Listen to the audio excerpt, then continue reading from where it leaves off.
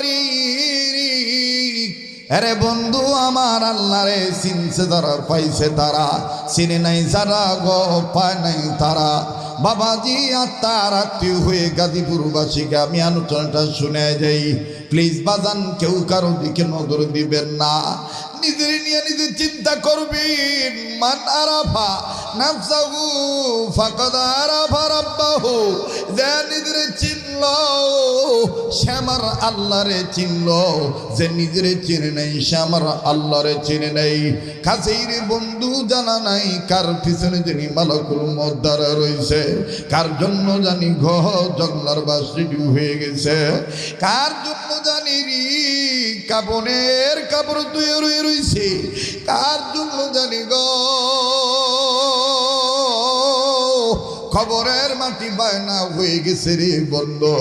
আমি আমার কথাটা